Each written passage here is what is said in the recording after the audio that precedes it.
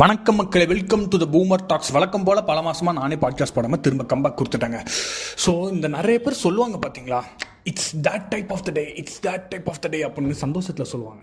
அதே மாதிரி அதோட சோகத்தோட வருஷனும் இருக்குது. அப்படியே உட்காந்து வானத்தை பார்த்தோன்னா என்ன பண்ணிகிட்ருக்கோம், நம்ம வாழ்க்கையில் எதுக்காக பண்ணிகிட்ருக்கோம், நம்ம வாழ்க்கை எதை நோக்கி பயணித்து கொண்டு இருக்கிறது, இந்த மாதிரியான ஓவர் திங்கிங் பண்ணி இந்த தாட்ஸ் எல்லாம் போட்டு நம்ம மூளையை அடித்து தம்சம் பண்ணுங்க.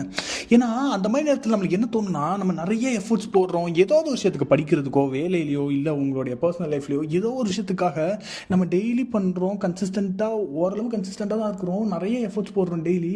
ஆனால் ரிசல்ட் மட்டும் கண்ணிலே காணுமே, கண்டிப்பாக அந்த ரிசல்ட் கிடைக்குமா கிடைக்காதா, எஃபர்ட் மட்டுமே போட்டுருக்கோம் வாழ்க்கையில், அந்த மாதிரியான ஒரு தாட் இருக்குங்க. அண்ட் அந்த மாதிரி நேரத்தில் நமக்கு எப்படி தோணுனா, லைஃப்ங்கிறது ஒரே மோனோட்டோனஸான, ஒரு போரிங்கான, ரெப்பிட்டேட்டிவான, ஒரு அப்படியே என்ன சொல்ல, ஒவ்வொரு நாளை கடக்கிறதே ஒரு சேலஞ்சிங், அந்த ரேஞ்சுக்கு நம்ம திங்க் பண்ணிட்டு இருப்போங்க.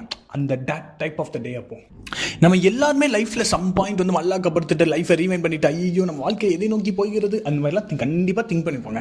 இதை யோசிக்கும் போது தான் ஒரு விஷயத்தை உங்கள்கிட்ட ஷேர் பண்ணலாம்னு தோணுச்சுங்க. அதாவது டெக்டானிக் பிளேட்ஸ்னு ஒரு மேட்டர் இருக்குங்க. அது என்னதுன்னா, அது வந்து ஜியாகிரஃபி ரிலேட்டடானது. அதை பற்றி நீங்கள் ரொம்ப டீட்டெயில் புரிஞ்சிங்கன்னா நீங்கள் கூகுள்லேயே பார்த்துக்கோங்க. அது வந்து ஒரு மாசிவான ஒரு ரிஜிட் ஸ்ட்ரக்சர், சரியா? அது வந்து எத்தோட அந்த லித்தோஸ்பியர் லேயரில் இருக்கும் அந்த டெக்டானிக் பிளேட்ஸுங்கிறது.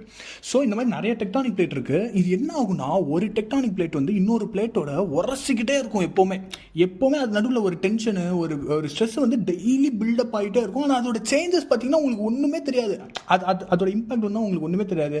அது மில்லிமீட்டர் கணக்கில் மூவ் ஆகிட்டு இருக்கும். அதோட இம்பாக்டே யாருக்கும் தெரியாது. ஆனால் பட் அந்த ஸ்ட்ரெஸ் வந்து உருவாகிட்டே இருக்கும், அந்த பில்டப் ஆகிட்டே இருக்கும். ஸோ ஒரு பல வருஷங்கள் கழித்து திடீர்னு பார்த்தீங்கன்னா ஒரு நாள் ஒரு டெக்டானிக் பிளேட் வந்து இன்னொரு இதை ஓவர்லப் ஆகும். அப்படி ஆகும்போது தான் நம்மளுக்கு இங்கே, அதாவது எர்த்தோட க்ரஸ்ட் லேயரில் இருக்கிற நமக்கு எர்த்குவாக் ஃபார்ம் ஆகும். அதே எர்த்குவாக் வந்து கடலுக்கு நடுவில் இருந்துச்சுன்னா சுனாமி ஃபார்ம் ஆகும். இம்பாக்டை பார்த்தீங்கன்னா நீங்கள் நினச்சி கூட பார்க்க முடியாத அளவுக்கு அவ்வளோ பெரிய இம்பாக்ட் உருவாகும் அந்த டெக்டானிக் பிளேட்ஸால்.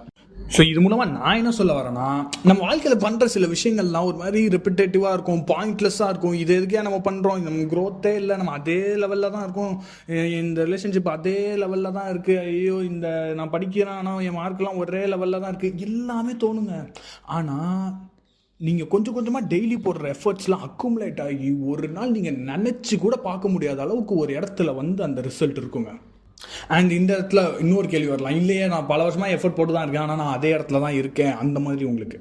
ஆனால் ஒரு பறவை வந்து ஒரு 100 feet டிஸ்டன்ஸில் பறந்துட்டு இருப்பாங்க. ஃப்ரம் த கிரவுண்டு வந்து ஒரு 100 feet அப் ஸ்கையில் பறந்துட்டு இருக்குன்னா அது 120 150 போகிறதுக்கு எக்ஸ்ட்ரா எஃபர்ட் போடணும். அது வந்து செகண்டரி. பட் அந்த 100 feet மெயின்டைன் பண்ணுறதுக்கே அது ஒரு எஃபர்ட் போட்டு தான் ஆகணும். ஐயோ நான் கீழே 80-70 feet போயிடக்கூடாது, இந்த 100 feet மெயின்டைன் பண்ணணும்னாலும் அது மெயின்டைன் பண்ணுறதுக்கே ஒரு எஃபர்ட் போட்டு தான் ஆகணும். ஸோ நீங்கள் பண்ணிருக்கிறது, நீங்கள் டெய்லி நீங்கள் பண்ணுறது, at least you are maintaining your standards at your level. So நான் என்ன சொல்ல வரேன்னா, நீங்கள் போடுற எந்த எஃபர்ட்டுமே குப்பைக்கு போகாது. நீங்கள் பண்ணுற ஏதோ எஃபர்ட்டு இன்றைக்கி இல்லைனாலும் நாளைக்கு ஏதோ ஒரு நாள் உங்களுக்கு ஹெல்ப் பண்ண தான் போகுது. நீங்கள் ஸ்பெண்ட் பண்ணுற ஒவ்வொரு நாளுமே பாயிண்ட்லெஸ்ஸோ இர்ரெலவெண்ட்டோ இல்லை, அதோடைய ரெலவென்ஸ்லாம் உங்களுக்கு ஏதோ ஒரு நாள் தான் ரியலைஸே பண்ணுவீங்க. ஸோ அதனால லைஃப்பை ரொம்ப காம்ப்ளிகேட் பண்ணாமல், பாயிண்ட்லெஸ் இர்ரெலவெண்ட்டாக உங்கள் லைஃப் இருக்குன்னு நீங்களே நினைக்காம லைஃபோடைய எசன்ஸை ஜாலியாக என்ஜாய் பண்ணிக்கிட்டு சந்தோஷமாக வாழுங்கன்னு சொல்லிட்டு உங்களிடமிருந்து விடைபெறுவது ஐ எம் ஆண்டம் மரியூஸ், சைனிங் ஆஃப் பூமர் டாக்ஸ்.